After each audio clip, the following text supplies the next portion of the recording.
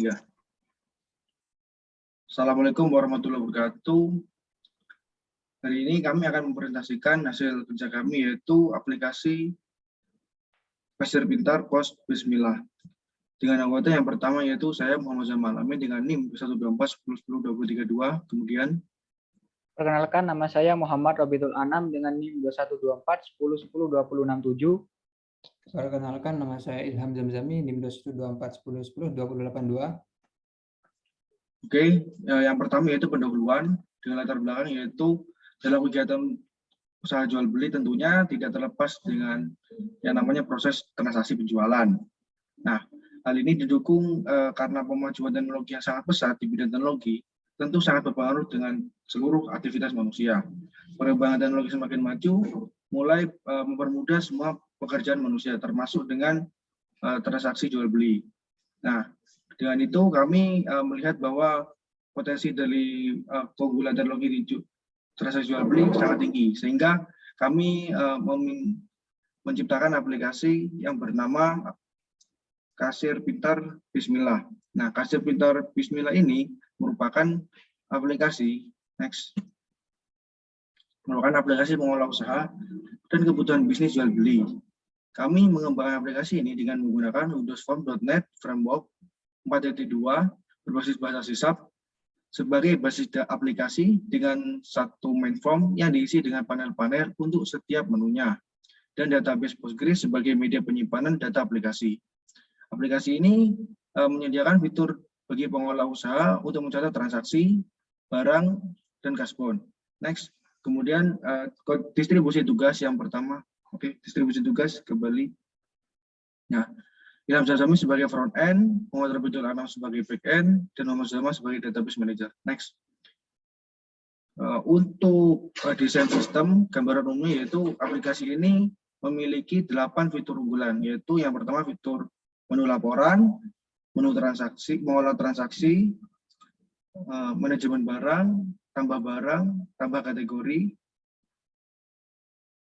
manajemen kasbon, tambah kasbon, dan pengaturan. Nah, selain itu, kami juga membuat bisnis proses dan notasi. Bisnis proses ini adalah merupakan alur kerja dari program, mulai dari user masuk dalam fitur, hingga user selesai menggunakan fitur. Nah, di sini kami menerapkan bisnis proses di setiap fiturnya, yaitu mulai dari fitur login, user, kemudian transaksi, kemudian manajemen barang, kasbon, laporan, kategori, user profile, dan menu utama. Kemudian juga terdapat diagram objek yang merupakan diagram dari objek-objek yang ada di program kami, maksudnya yang ada di program aplikasi kami. Ya, seperti halnya pengguna kasir, kemudian yang terdiri atas barang-barang, ini merupakan diagram objek yang terdapat pada di setiap fiturnya. Ya, seperti menambah kasbon, menghapus kasbon, dan lain-lain. Kemudian juga ada kelas diagram. Nah, kelas diagram ini berisikan tentang kelas-kelas apa aja yang ada di program kami, yang menunjang program kami, ya, seperti halnya kelas barang load, button channel, cancel. Kemudian juga terdapat kelas di setiap fiturnya. Ini merupakan daftar kelas yang di setiap fiturnya, itu kelas diagramnya, seperti hanya kelas diagram kredit, kelas diagram login, dan lain-lain.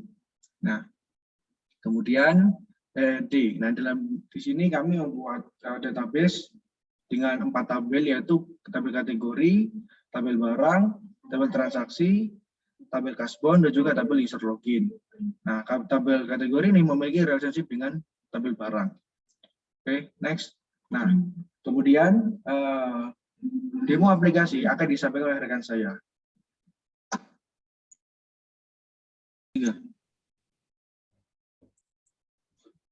Di sini saya akan menerangkan mengenai bagaimana demo dari aplikasi Kasir Pintar ini. Ketika halaman awal dari aplikasi Kasir Pintar, maka kita akan ditampilkan menu login, di mana kita harus mengisikan username atau password yang telah tersedia oleh sistem. Di sini saya ingin mencoba menggunakan password yang tidak sesuai terlebih dahulu. bagaimana apakah bisa. Nah, di sini maka akan tampil notifikasi ada yaitu username atau password salah. Maka password yang betul adalah username yang betul adalah tes, kemudian passwordnya adalah 123. Kemudian di sini pada halaman kasir pintar, home kasir pintar, kita akan diberikan 5 fitur utama dari aplikasi kasir pintar ini. Ada transaksi, manajemen barang, kasbon, laporan, dan pengaturan.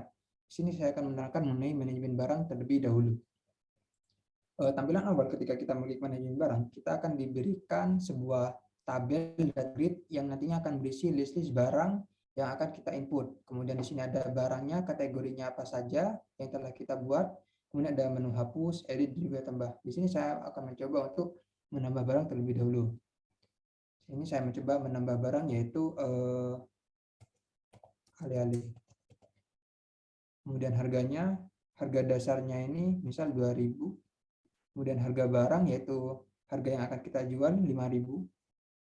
Kemudian kodenya A01, stok misal 30. Nah, di sini saya ingin menambahkannya di kategori minuman, maka saya akan membuat kategori terlebih dahulu menggunakan simbol plus ini, yaitu minuman.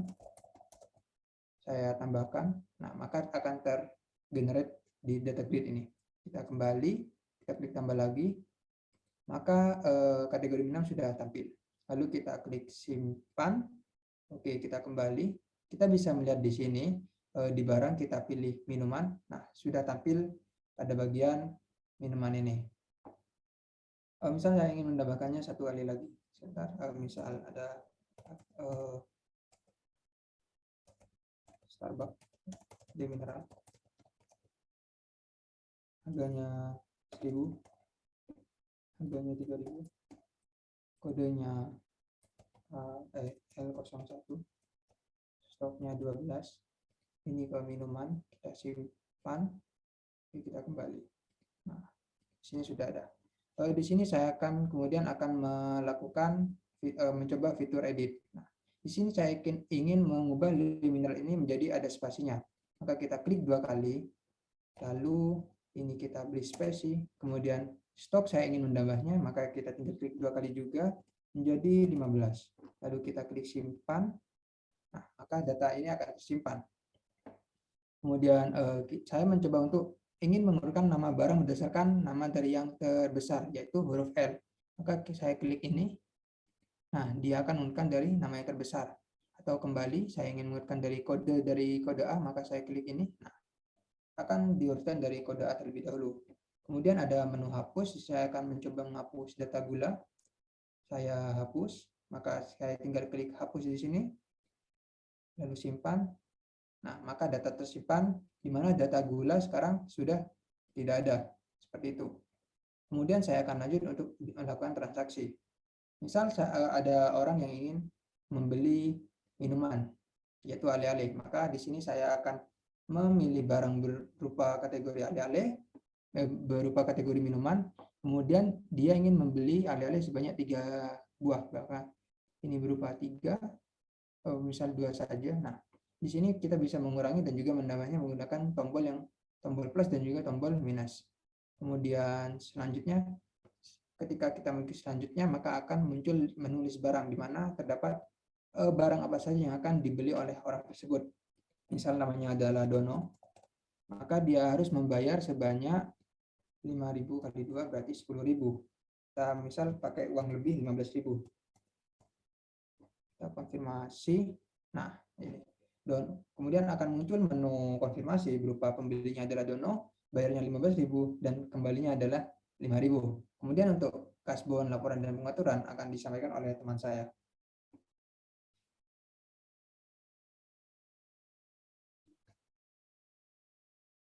Baik, selanjutnya saya akan menjelaskan menu kasbon terlebih dahulu.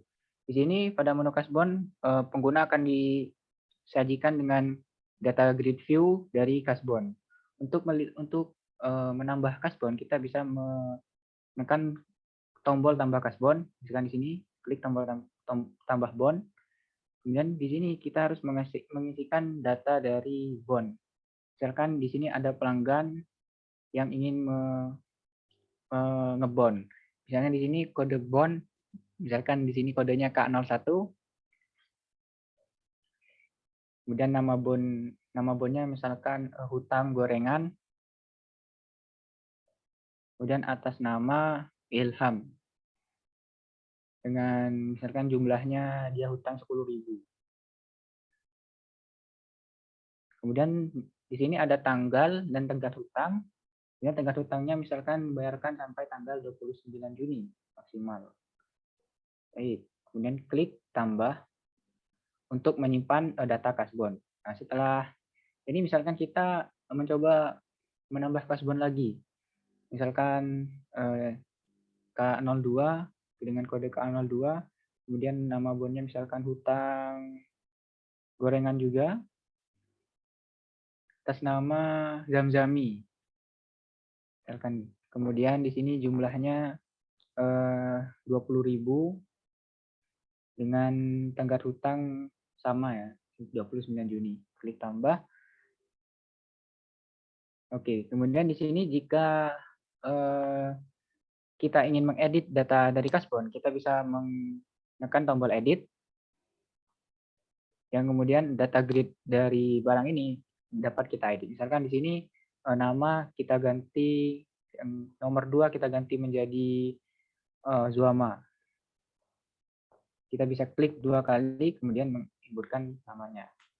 Kemudian kita klik simpan, dan data sudah tersimpan. Kemudian untuk melakukan bayar, di sini kita bisa menekan tombol bayar di sebelah baris. Misalkan di sini Ilham ingin membayar, jadi kita klik bayar. Kemudian di bawah akan ditampilkan data-data untuk cross check kembali apakah datanya sudah benar. Kemudian di sini misalkan Ilham membayar sebesar 20.000. Kemudian tinggal kita klik bayar. Ketika klik bayar, kita akan diarahkan ke halaman konfirmasi berhasil yang akan menampilkan jumlah bayar dan kembalinya. Misalkan di sini kita ke kasbon lagi untuk mencoba menghapus data barang. Jadi untuk menghapus data barang kita bisa menekan tombol hapus, yang kemudian nanti akan menampilkan tombol hapus. Kemudian kita klik dan tekan tombol simpan. Dan data sudah terhapus. Misalkan di sini juga kita dapat melihat laporan dengan menekan menu laporan.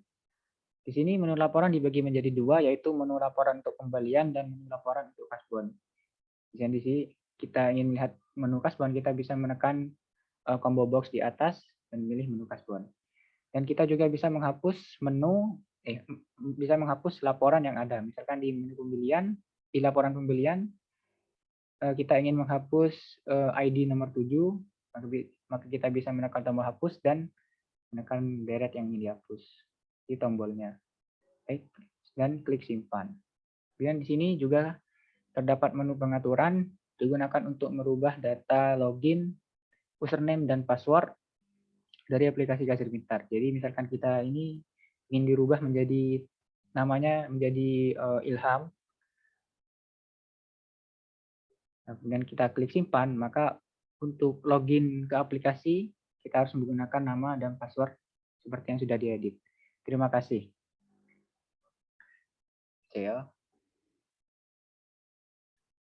Baik, selanjutnya di sini adalah menu baik selanjutnya adalah coding dari aplikasi. Untuk coding dari aplikasi ini dibuat menggunakan bahasa C# dengan menggunakan Windows Form, .NET Framework 4.7 dan database Postgre. Kemudian untuk tekniknya di sini kami menggunakan satu main form, dan untuk menu-menunya kami menggunakan berbagai macam panel yang di hide dan dimunculkan. Oke. Di sini adalah kode utamanya. Di main form ini semua panel dirender terlebih dahulu di dalam main form. Ini terdapat panel untuk login, kredit, transaksi, dan lain-lain.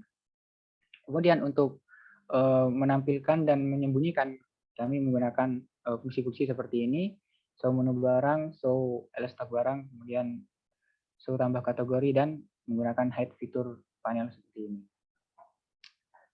Baik, kemudian untuk koneksi ke database, kami menggunakan SQL DB Helper di sini, dan connection stringnya terdapat di app config di bagian sini. Baik, kemudian untuk mengambil data dan mengirim data ke database, kami menggunakan model tersendiri di sini untuk mengeksekusi query. Misalkan di sini barang model berisi query dan fungsi untuk mengeksekusi query untuk menampilkan, mengambil data atau mengirim data ke dalam database. Sedangkan di sini untuk mengambil kategori, kami menggunakan query seperti ini yang akan dieksekusi menggunakan fungsi dari SQL DB Helper. Baik, mungkin semuanya hampir sama.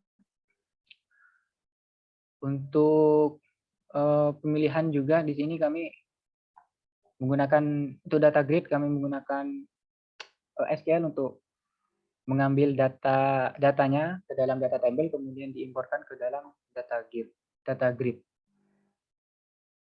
Kemudian di sini yang berbeda mungkin di menu transaksi. Di menu transaksi ini karena di sini setiap kategori ini harus disimpan, jadi kami membuat data grid view tersendiri.